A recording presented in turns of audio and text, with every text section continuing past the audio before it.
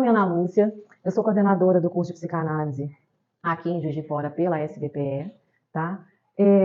Sou graduada em psicologia há quase 2 décadas, atuo na clínica e senti a necessidade de buscar a formação em psicanálise. Então, o que eu estou propondo para Juiz de Fora é exatamente o que eu busquei para mim, porque eu percebi que geralmente, quando eu precisava fazer algum curso, eu tinha que sair de Juiz de Fora. Então, eu decidi passar a trazer para Juiz de Fora, porque a gente tem essa demanda.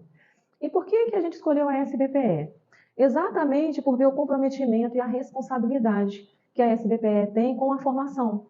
Porque nas nossas pesquisas a gente viu muito, até curso de formação de 4 meses, curso de pós-graduação que não exige a vivência analítica e nem a prática supervisionada. Então, forma teóricos em psicanálise. Não é essa a nossa proposta.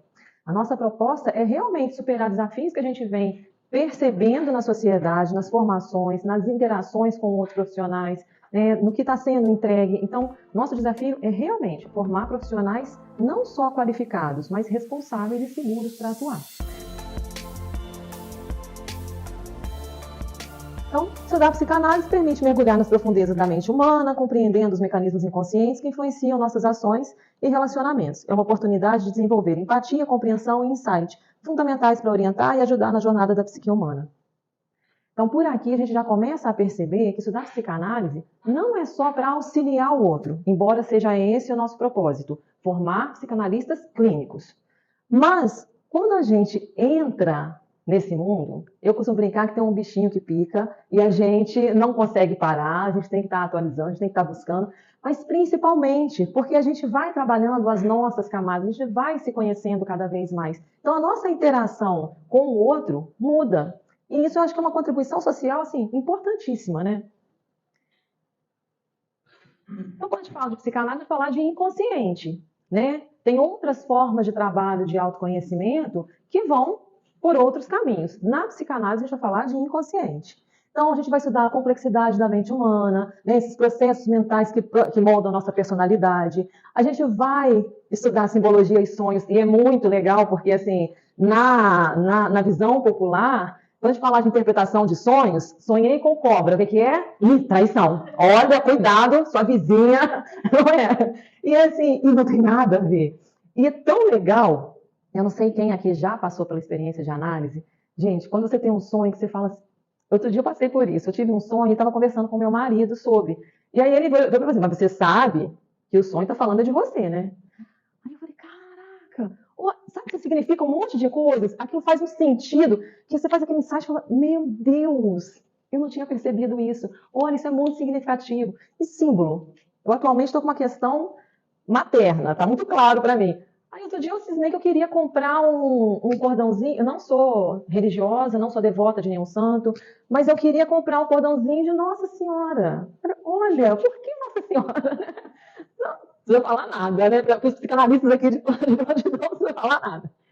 As conexões interpessoais, né? Então a gente aprofunda essa compreensão das relações, revelando padrões recorrentes e dinâmicas inconscientes que permeiam interações humanas. O que eu acho mais legal desse tipo de percepção que falo que não é só na clínica, né? É na vida, é que a gente desenvolve empatia. A gente começa a perceber que, peraí, isso aí é da dor do outro, isso não me pertence, isso daqui eu tenho que respeitar, eu sei que é o limite do outro. Então, são ganhos que a psicanálise traz para a gente que são impagáveis. Eu sou apaixonada. Trouxe aqui brevemente, é até feio colocar só isso aqui como contribuição de Freud, né? Não é o único que contribui para a psicanálise, embora, né, seja ele que organize, que, né, o pai da psicanálise, mas quando a gente fala de uma linguagem contemporânea, não só numa linguagem clássica, a gente vai ver que tem outras contribuições, e hoje a gente vai ter aqui, por exemplo, Hortência falando de Jung.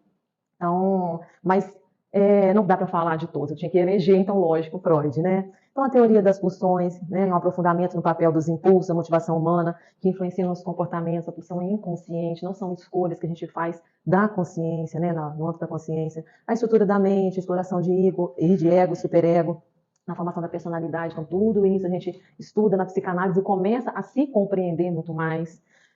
O método terapêutico, né, que é o desenvolvimento da psicanálise como uma forma eficaz de terapia, que possibilita ressignificações de experiências. Então, essa organização de tudo isso que a gente vivencia mais direcionado para a clínica, fazendo disso uma ferramenta de mudança, de transformação, né? Que é terapêutico aquilo que gera mudança.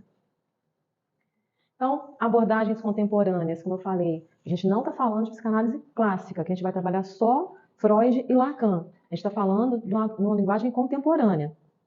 Então, essa questão da psicanálise integrativa, né, que a gente traz outras abordagens com outras formas de terapia, possibilitando adaptação para atender as necessidades atuais. A gente tem que pensar que ser humano é mutante, a sociedade é viva, se transforma. Então, as necessidades, as estruturas vão ser as mesmas, ok, mas as necessidades, a roupagem, ela vai se atualizando. Então, é importante a gente estar atento para quais são as necessidades atuais. Né? Quando Freud falava de histérica, ele falava com um formato que hoje não cabe. As expressões da histeria hoje são diferentes das expressões lá na época do Freud.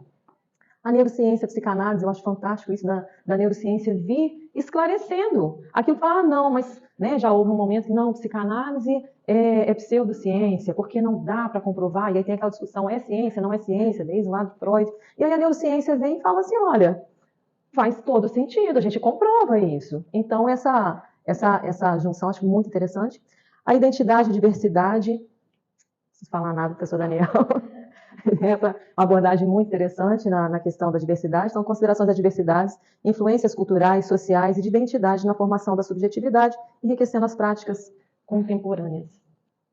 Abordagem terapêutica, a gente vai trabalhar uma escuta atenta, uma análise profunda, então uma investigação das camadas do inconsciente, né? O grande barato da psicanálise é isso, a gente não fica na superfície, a gente vai aprofundando. Então, os insights que vêm, a gente caminha mais um pouco, e aí aprofunda mais um pouco. Eu sou muito suspeita, acho que cada vez eu estou mais apaixonada pela psicanálise. Transformação pessoal, né? O processo analítico visa a promoção de autoconhecimento, conduzindo uma vida mais consciente e autêntica. Eu acho que não tem como, quanto mais se conhece, mais livre, mais leve, mais autêntico a gente se torna, né? Acho que não tem como ser diferente. Por isso eu não consigo entender uma formação que não exija autoconhecimento. Porque se eu estou carregada das minhas questões, como que eu vou seguir adiante com o outro? Eu sei que eu sou repetitiva, mas vocês não ouviram isso ainda. Quando entrei para... Daniel já ouviu. Quando entrei para a graduação, eu já tinha certeza que eu queria a clínica.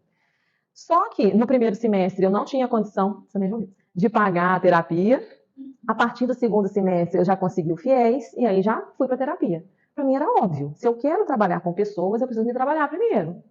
E aí, na minha época, eram 11 períodos. Então, no 11º período, eu perguntei para uma colega, você faz terapia com quem? Qual a abordagem? Eu não perguntei se ela fazia terapia.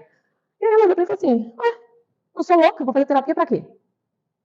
Isso me chocou tanto. E eu vejo que já passaram 17 anos e continua do mesmo jeito.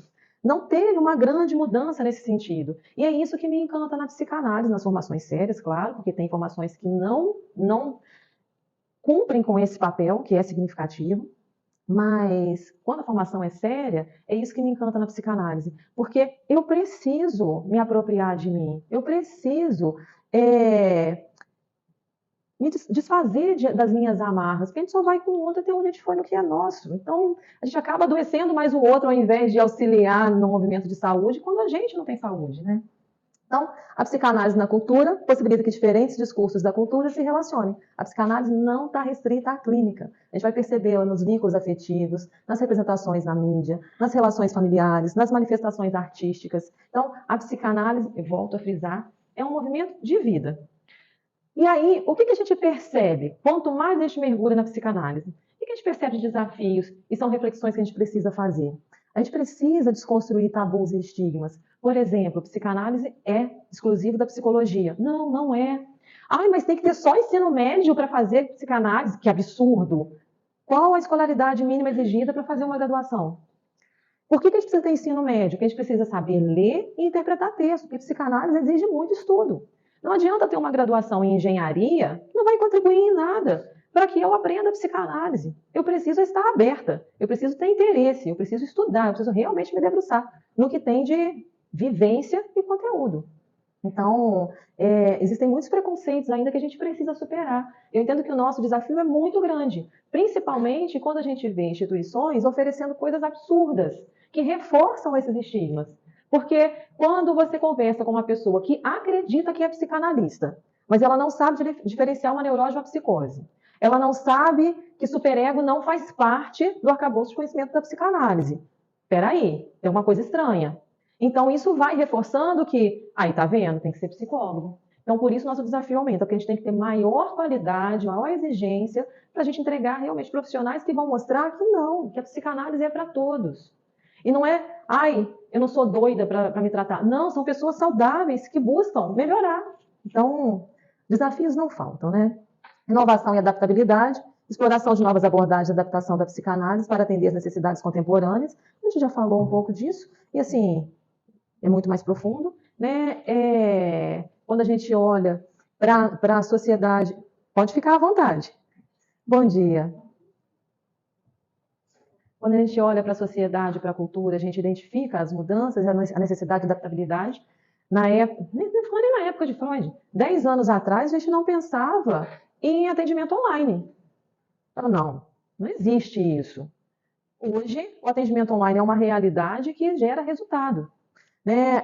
Quando a gente fala de adaptabilidade, não tem como eu não citar o Escuta na Praça, que é um projeto do Daniel com uma equipe, que leva a psicanálise para pessoas que não têm condição, que às vezes nem sabem que podem buscar, que existe esse tipo de ferramenta, levam para a praça para escutarem as pessoas e auxiliarem. E fazem o atendimento online também no sistema de plantão, né, na página do Instagram. Então, você vê nesse formato uma adaptação do que há pouco tempo atrás era algo impensável, mas que é necessário. Porque é assim que a gente vai conseguir fazer com que a psicanálise chegue ao maior número de pessoas. E essa é uma contribuição social que a psicanálise oferece. Que quanto mais pessoas estiverem saudáveis, gente, que sociedade maravilhosa que a gente vai ter, né? Ética e responsabilidade, então promoção de práticas éticas e reflexivas, garantindo a integridade e o respeito no exercício da psicanálise. Acho que, assim, depois dos exemplos que eu trouxe, eu acho que isso daqui, assim, é extremamente importante. A gente tem que saber da nossa responsabilidade enquanto profissionais.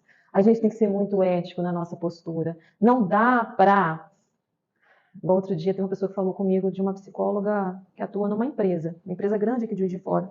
Aí ela falou assim, Ana, tinha que ser você lá, sabe por quê? Porque a psicóloga de lá, eu não tenho coragem de encaminhar ninguém da minha equipe, porque ela sai expondo as pessoas. Gente, cadê a ética? Eu não vou falar nem de ética, cadê o bom senso?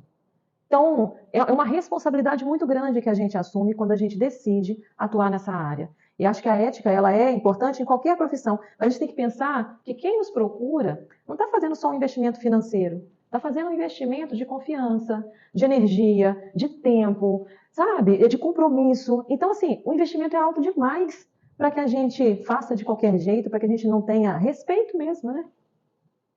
Então, conhecimento é poder. Então, quando a gente estuda psicanálise, a gente faz isso com a visão, né? A gente amplia.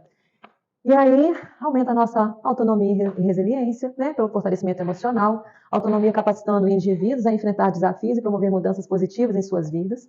Gera transformação social, porque traz uma contribuição para a sociedade mais saudável, como a gente já falou, promovendo a compreensão e a empatia nas relações interpessoais e sociais. E conexões interpessoais, né? Traz o estímulo ao autoconhecimento e a busca de significado, enriquecendo a jornada pessoal e profissional de cada indivíduo. Acho que a gente já falou um pouco sobre esses aspectos. E era só isso que eu tinha para falar, tá? Só uma breve exposição do porquê ser psicanalista.